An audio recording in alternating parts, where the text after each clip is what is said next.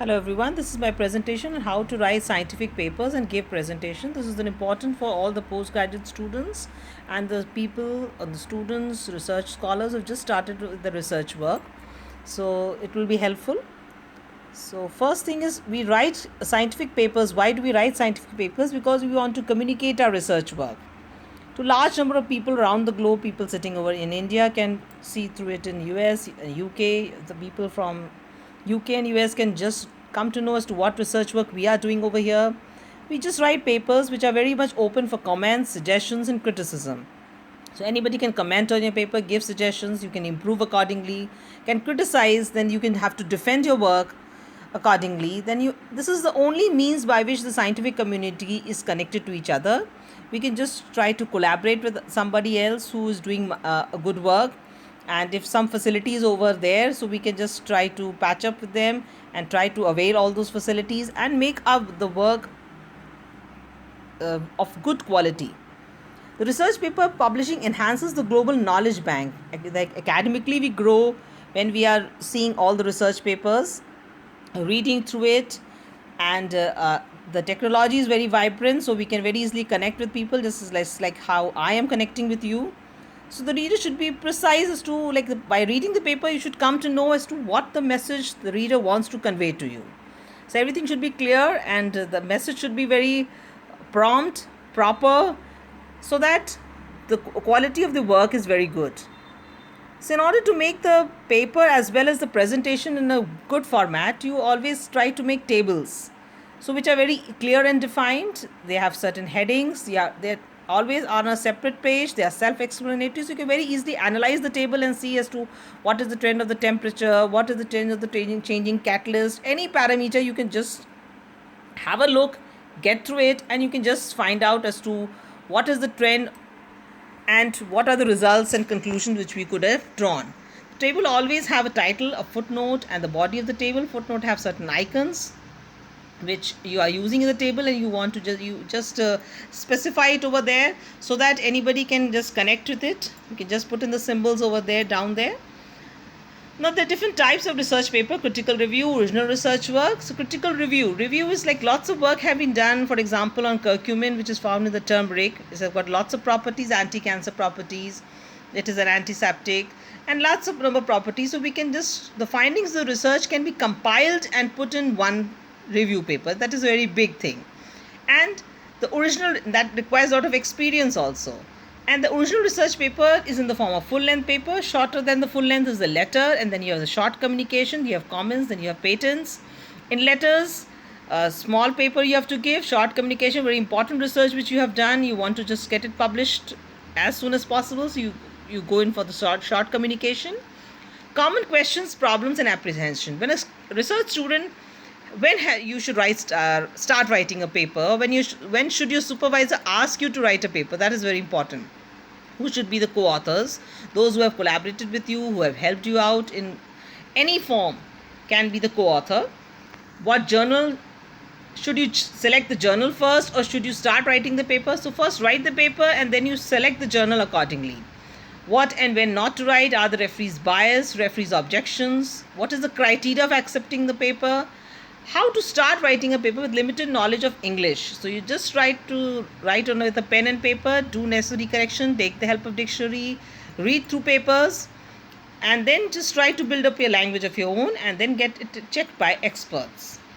Do not ignore. First try to write a paper with pen and paper. Then later on, if you have full expertise in English, then you can use the computer directly, and if you have a clarity as to what you want to write, then you can go for computer drafting. As you can see in the diagram, you should write, revise, and again rethink your paper. Never be in a hurry, in a rush. Write your paper, keep it aside, revise it after a few days, again rethink, make necessary correction. This process you should continue for months before you feel that you have given your best to it. So just try to do that. And then you take it to your supervisor or the expert whom you want to show the paper. So then, major headings in a scientific paper. As you all can see, the major headings in the scientific paper. So the major headings are the title, the abstract, the introduction, the material, and the methods. Okay. So title is very informative, specific, and should be very concise. Abstract is of 100 or 250 words. Then you have the introduction, which is very important because it is the key for the acceptance of the paper. Then the materials and the method, that means the methods you have used, the experiment you have done. So that is very important.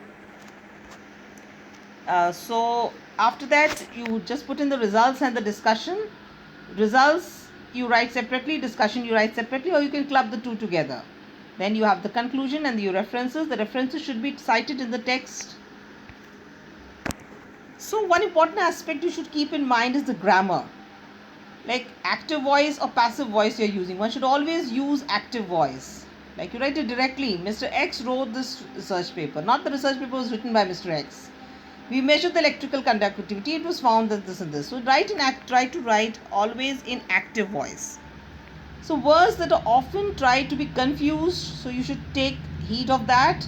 Like you can just see I've given a few words: side, effect, effect. So one is the verb, what is the synonym, what are the different meanings of it, when to use and when not use. There are lots more, but I have tried to give in only a few of them.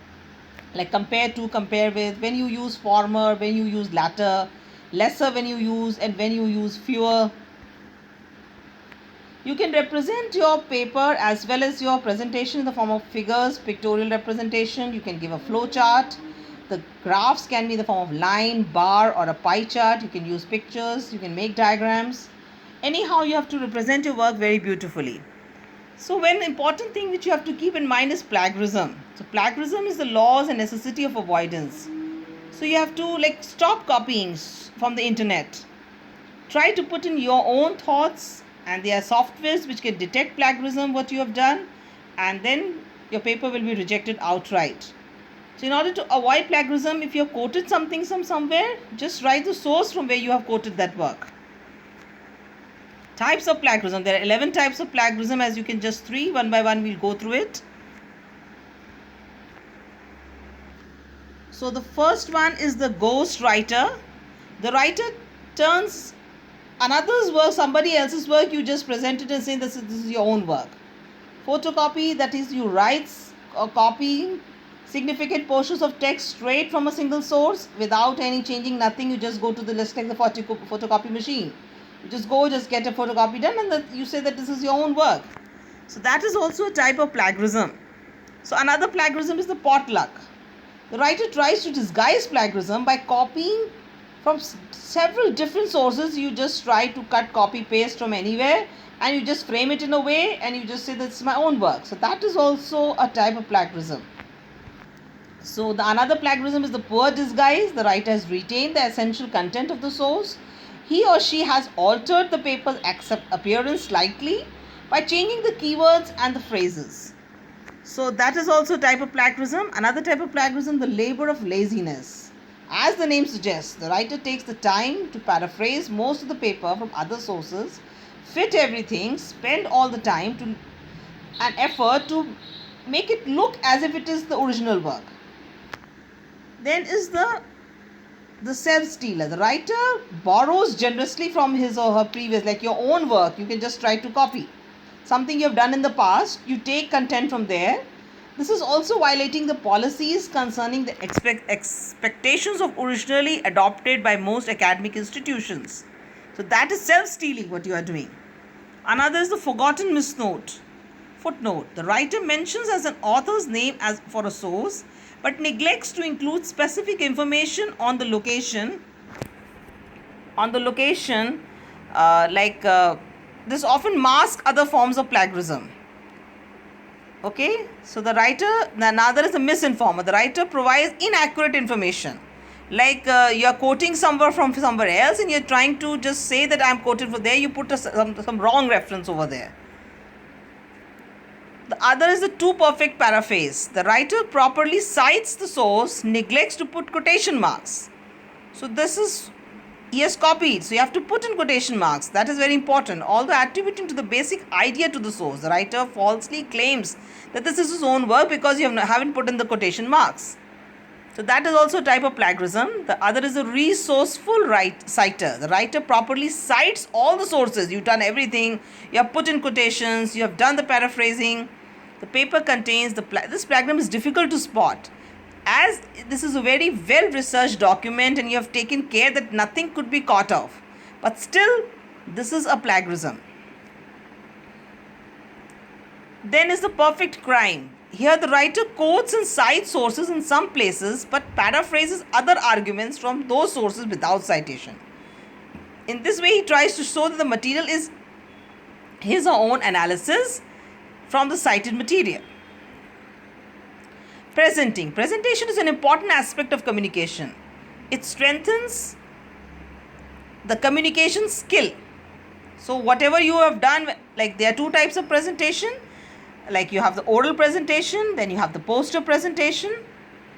Points to be considered at the time of oral presentation. First point is to consider your audience. You just feel that whosoever is sitting over there is very important to you. Use an appropriate method of organization. Write out the entire talk beforehand, like do your homework. Do your homework as much as you can. Never read a prepared talk word by word. Whatever is written in the slide, you don't have to speak anything of it. You just try to intervene and try to explain the slides.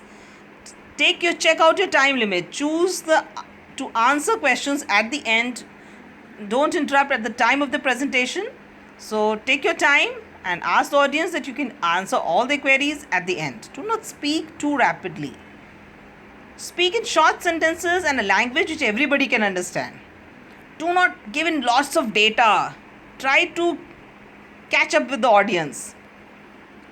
Make eye contact while you are when you are speaking. Try to make eye contact. Use visual aids like you are using, just like I am using the PowerPoint. Earlier we used to make transparencies. So and then try to present. Rehearse your presentation in advance. Practice, practice and practice. As you all know that practice makes a man perfect. So do rehearsal, speak out in front of the mirror, in front of somebody whom you know, and just practice your presentation as many times as you can. And with due course of time, you'll get the expertise. Show enthusiasm for your topic. That means whatever you're speaking, you just show that you're interested, you want to explain to them, you want to tell them whatever you want to tell them out. As you put up each slide, every slide is important. Try to just make 1 or 2 points specifically. This is what you want to let the people know. So that is why you have put in that slide. So place importance on the points that you want to convey through that slide. Be prepared always for questions. Check out every equipment, your system, the projector, everything is working properly in advance. Then another form is the poster presentation. It conveys an author's original work. Like in one poster, there's the size of the dimension of the poster, which everybody tells you that this much big poster you have to make. In poster, there's just one slide. And there are different slots wherein you have to fit each and everything according to the dimension given. And then you just stand beside the poster. You just display your poster, you stand beside it. Everybody will come in, they want to peep in, they just see it. And they will ask queries and any explanation, just have to stand behind it. Thank you so much for patiently. I hope that this presentation would be helpful to you in understanding everything. Thank you so much.